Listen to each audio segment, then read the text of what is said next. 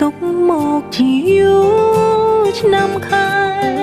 ទុកឥតលហើយក្រមហើរតី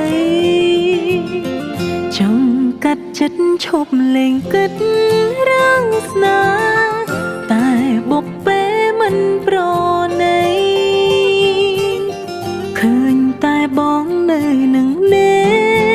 ត្រាស្រីដូចមុនអ្វីមកសន្ដម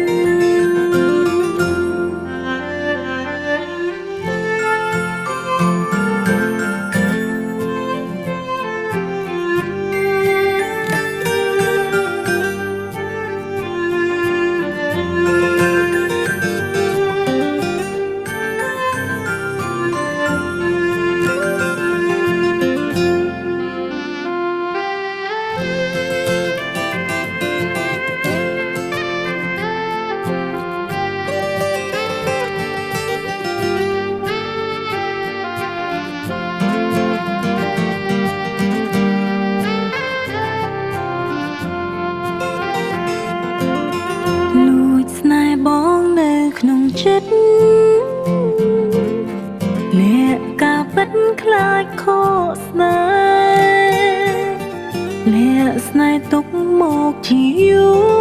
រឆ្នាំខែទុកឥតលហើយក្រមហើរតីចង់កាត់ចិត្តឈប់លេងគិតរឿងស្នេហ៍តែបុកពេលមិនប្រណីឃើញតែបងនៅនឹងនេត្រាស្រីដូចមុនអ្វីមកសន្ដម